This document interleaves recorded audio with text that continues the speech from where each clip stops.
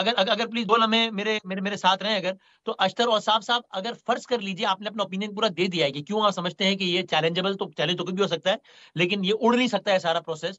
اگر حامد خان صاحب کی رائے کو مان لیا جائے اور فرض کر لیجیے ازمپشن ہے کہ یہ چیلنج بھی ہو جائے، چیلنج تو ہوگا ہی، انٹرٹین بھی ہو جائے اور ریجیکٹ بھی ہو جائے سپریم کورٹ کا نہیں صاحب ان ریزنز کی بنیاد پہ یہ عمل غلط ہے، تو پھر کیا ہوگا؟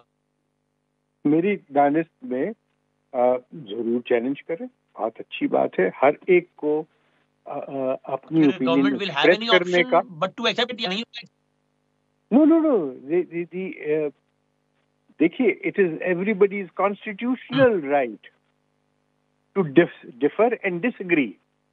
اب ڈفرنسز اینڈ ڈس ایگریمنٹ جو ہے وہ آپ کے پاس فورم موجود ہے پارلیمنٹ، وہ پہلا فورم ہے. پھر آپ کا ہے کہ آئین کی کسوٹی پہ کسی قانون کی جو ہے ویلیڈیٹی اس کو چیلنج کریں. سوال پھر وہی ہوگا کہ کیا یہ کامیاب ہوگا یا نہیں. میری دانست میں یہ کسوٹی پہ پورا اترتا ہے. جو ترامیم کی گئی ہیں، چاہے وہ آرمی ایکٹ میں ہے، چاہے وہ پروسیجر کے قانون میں ہے، چاہے وہ جو ہیں ججز کی تعداد بڑھانے کے لیے ہے، اس میں کوئی سکم نہیں ہے ایسا سکم جو آئینی تقاضے پورے نہ کرتا ہو. اور اس کے اندر اسٹیپنگ سٹونز ہیں. یہ میں معافی چاہتا ہوں، مجھے کمپلیٹ کرنے دیں. یہ اسٹیپنگ سٹونز ہیں. اگر کوئی ان کے آگے اسٹمبلنگ بلاکس بنانا چاہتا ہے تو ضرور کرے، لیکن یہ اسٹمبلنگ بلاکس جو ہیں یہ عوام، پارلیمنٹ کی خواہش اور جو حصول انصاف ہے اس کے راستے میں آئیں گے اور یہ کامیاب نہیں ہو سکیں گے. ٹھیک، تو بس جس کا مطلب یہ ہوا کہ اب سپریم کورٹ کے ججز کی تعداد 17 سے 33 ہو جانا، اسلام آباد ہائی کورٹ کے ججز کی تعداد بڑھ جانا، پریکٹس اینڈ پروسیجر کی حیت تبدیل ہو جانا، اور دیگر سروسز چیف سمیت افواج پاکستان کے سپاہ سالار عاصم منیر صاحب کا 2027 تک اپنے منصب پہ برقرار رہنا، یہ ساری چیزیں اب طے ہو گئی ہیں اور اب یہ اسی طریقے سے چلیں گی آگے. Cricket. This is my opinion and I stand by it. Thank you very much sir, thank you very much for your time. Shaiq Usmani صاحب السلام علیکم. وعلیکم السلام، کیسے جناب؟ خیریت سے آپ؟ الحمدللہ سر thank you very much for your time. Of course آپ سابق چیف جسٹس ہیں سندھ ہائی کورٹ کے رہے. سر سوال ہم یہی سمجھنے کی کوشش کر رہے ہیں، یہ سارا جو پروسیس آج ہوا ہے آئینی طور پہ آپ کو اس میں ایسا کوئی بڑا سکم نظر آتا ہے کہ جس کی وجہ سے آپ کہیں کہ صاحب یہ تو اسٹینڈ ہی نہیں کر پائے گا، یہ عدالت اس کو اڑا دے گی؟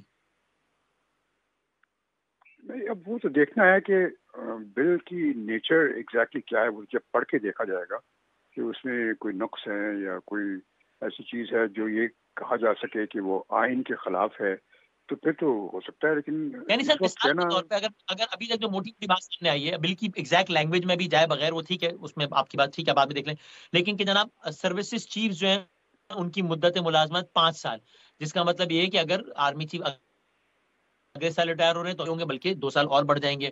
سپریم کورٹ کے ججز کی تعداد 17 نہیں بلکہ ڈبل تقریباً. تو یہ بظاہر آرمی ایکٹ میں ترمیم اور سپریم کورٹ کے ججز کی تعداد میں اضافہ. ابھی ہم خالی ان 2 کی بات کر لیں تو آپ کو لگتا ہے کہ ہاں پارلیمان کا رائٹ تھا، پارلیمان نے کر لیا، اس میں کوئی آئینی سکم نہیں ہے؟ دیکھیے، آرمی ایکٹ میں ترمیم کرنا تو پارلیمنٹ کے رائٹس میں آتا ہے، کیونکہ یہ ایکٹ ہے، یہ آئین نہیں ہے، آئین کی شکل نہیں ہے. وہ تو میجورٹی سے جو گورنمنٹ ہوتی ہے وہ چینج کر سکتی ہے. لیکن اس کی وجہ کیا تھی، مقصد کیا تھا کہ آپ نے 5 سال 3 سال سے 5 سال کر دیا. یہ بالکل امیزنگ ہے، کیونکہ دیکھیے آج تک ہمارا پرابلم یہی رہا ہے اس ملک میں کہ ہم نے دیکھا کہ جو فوج کے جو چیفز ہوتے ہیں شروع میں تو ٹھیک ہوتے ہیں، لیکن بعد میں جب وہ سینئر ہو جاتے ہیں پھر وہ اپنے ایک وہ طور طریقہ شروع ہو جاتا ہے ان کا، اور پھر سے پرابلم ہو جاتے ہیں ملک میں. تو اس کو بجائے اس کے کم کرنے کے اس کو بڑھا دیا ہے. یہ تو مجھے سمجھ میں نہیں آیا لاجک کیوں کیا اور کس وجہ سے کیا. آپ کو اپیرنٹلی اگر یہ لاجیکل لگ بھی رہا ہے تو کیا انلیگل لگ رہا ہے اس میں کچھ؟ نہیں، انلیگل تو نہیں ہو سکتا. دیکھیے، جو کوئی ایکٹ ہو، کوئی قانون جو ملک کا ہے، اس کو اگر چینج کرنا ہے تو وہ جو اس کا طور طریقہ موجود ہے، اور وہ آپ ایک پارلیمنٹ کر سکتی ہے اگر اس کے پاس میجورٹی ہے تو وہ کر سکتی ہے. تو وہ کرنے میں تو آپ رکاوٹ نہیں ہے، اور اس کو اگر آپ چیلنج بھی کریں گے تو اگر آپ یہ دکھانے کی کوشش کریں کہ یہ آئین کے خلاف ہے، اس صورت میں آپ چیلنج کر سکتے ہیں، لیکن آئین کے خلاف نہیں ہے تو آپ چیلنج نہیں کر سکتے۔ اگر پارلیمنٹ ڈیسائیڈ کرتی ہے کہ ایک آرمی چیف جو ہے 3 سال کے بجائے 5 سال رہے، تو پھر تو آپ اس کو کیا کر سکتے ہیں؟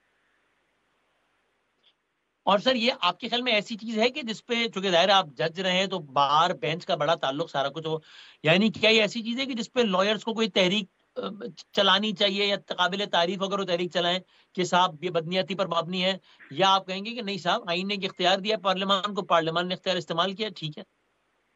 نہیں، سیاسی طور پر تو اس کے خلاف احتجاج ہو سکتا ہے یقیناً، کیونکہ 5 سال کرنا کوئی لاجک نہیں ہے، جبکہ آئین میں یہ گنجائش موجود ہے کہ اگر جنگ کے دوران ہو آپ تو اس صورت میں آپ ایک آرمی چیف کی ٹائم بڑھا سکتے ہیں، لیکن بلا وجہ اس کو 5 سال دینا آرمی چیف کو، جبکہ ہمارے ہاں جو آرمی چیف کا ریکارڈ جو تھا کچھ ایسے ہی رہا ہے، تو اس صورت میں یہ میرے خیال میں یہ بالکل صحیح نہیں نظر آ رہا۔